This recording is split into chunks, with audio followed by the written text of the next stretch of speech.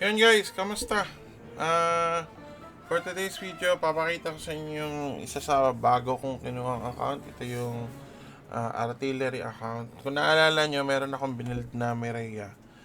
So, nakahanap ako ng Bowmaster na account na artillery na may alt siya, na may WTD din ah,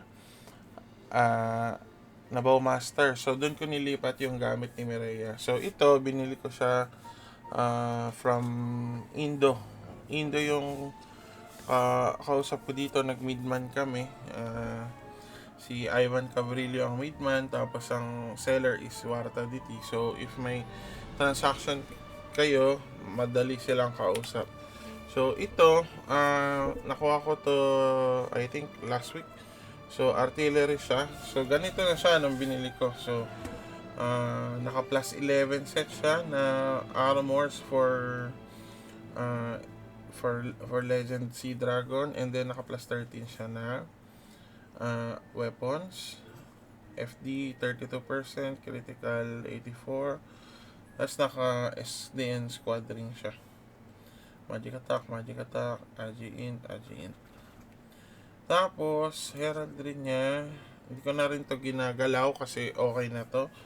So meron na siyang mga trash fleet na iba na 50 magic attack, and then AG int, magic attack 40 int, magic attack na may int. Actually ito yung mga mahirap palitan ngayon kasi pag binili mo to medyo mahal to, yung pang 50 version yan. So for now okay na muna yan, naka third stat int yan. Final damage upgraded na.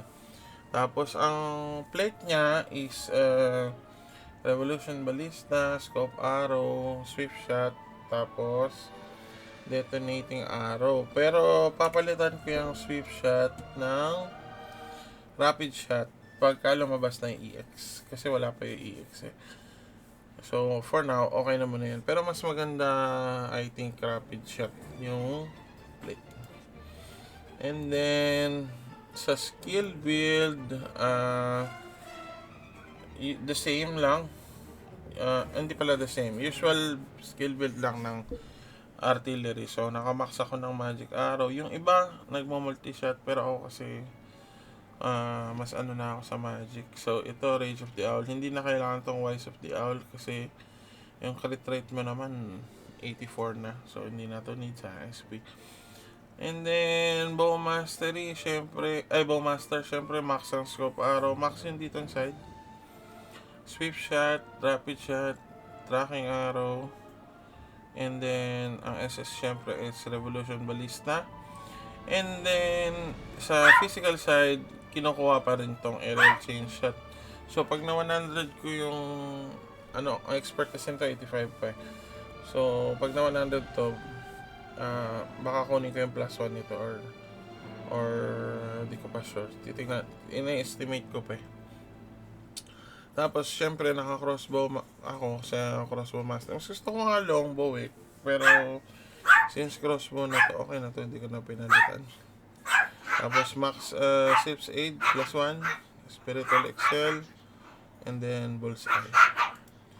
Expert ko currently 85 siya, so kaya ito pa lang yung nalalagyan ko. Pero pag na 100 ko yan, either kukuha na lang ako ng plate ng Sieves Aid or i-retain ko to, tapos kuha ko ng rapid shot or swift shot. Depende Marami kasing pwedeng 100 kasi parang kulang to So, kung ano yung mas trip nyong play, yun yung ilagay nyo. Pero ang malaga lang naman dyan, crossbow, Sieves Aid, scope arrows, rapid shot, at saka swift shot.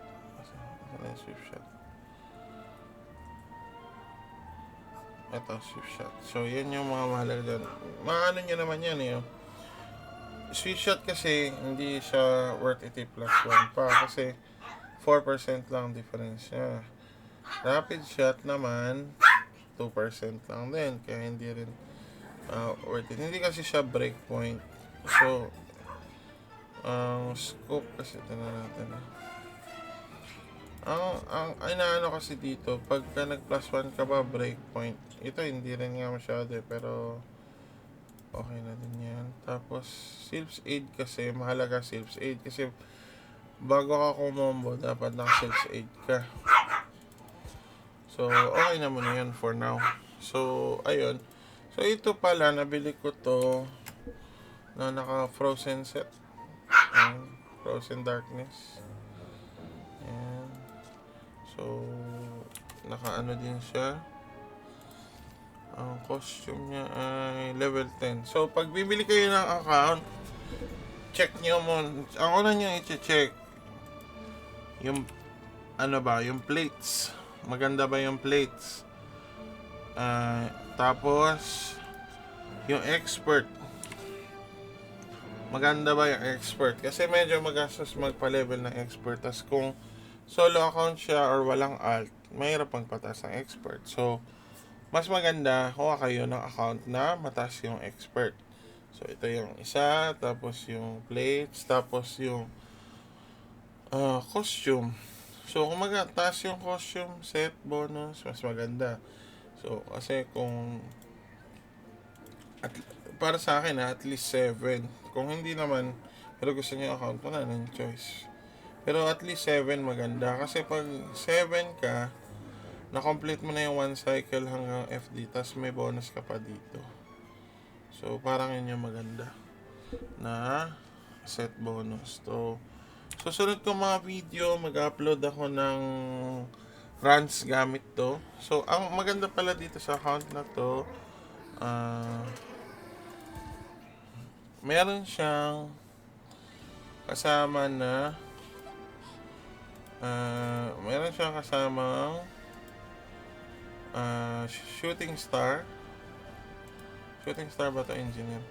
Shooting star yan natin, double check, nakalimutan ko yung icon, dami ko kasing nalalaro. So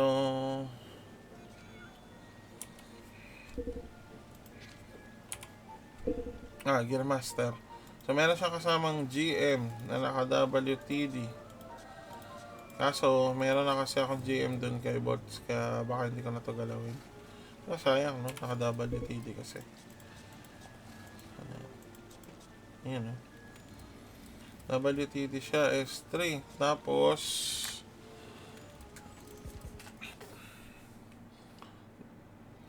ito. Dito ko nilipat yung gamit ni Mireya. So, ito, naka-WTD din to.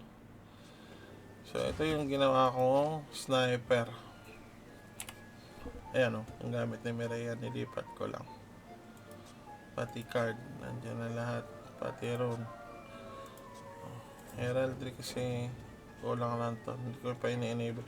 Hindi kasi worth it mag-enable ngayon, wala namang GDN pa eh. So, ito, nandito siya, ngayon, max credit na din. Puro wind kasi yan si Mireya. So, dito ko siya nilipat.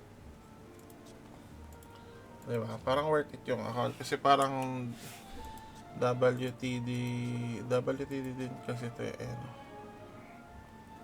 So, ito, dito ko nilagay si Mireya, tapos artillery yung main. So, worth it yung account. So, yun. Pagka gusto nyo mag-upgrade na account, ganun gawin nyo. Hanap kayo ng pwede nyo paglipatan or hanap kayo ng matataas yung set bonus. So, yun. Ingat lang kayo sa mga transaction. Make sure pag bumibili kayo, meron kayong midman para safety tayo sa hard-earned money natin. And then, double check nyo yung profile. Ang midman na suggested ko is si Sir Ivan Cabriles pa lang kasi talaga yung usually kinakontak ko pag midman. So, hindi ko sure yung iba. Basta ako, ang suggested ko si Sir Ivan. Yan lang. I-link ko na lang din siguro yung profile niya para kung meron kayong mga future transactions, pwede nyo siyang kontakin. Hindi competitive din naman yung rate. Parang dito, kasi ano to eh, peso to Indo, so medyo mataas ng onti yung rate. Pero pag peso to peso, 150 lang rate niya. So, ayun lang guys. Susunod kong update, hindi ko pa pala na-upload yung video ko ng Mercy tsaka Guardian. Nauli na yun. So, next ka na lang siguro yun. So, meron akong biniling, yun yung mga binili ko account eh. So, upload tayo. Medyo pumaldo tayo ngayong December kasi syempre, December, luho natin ng sundin mo na. Yun lang guys. See you on the next video. Bye-bye.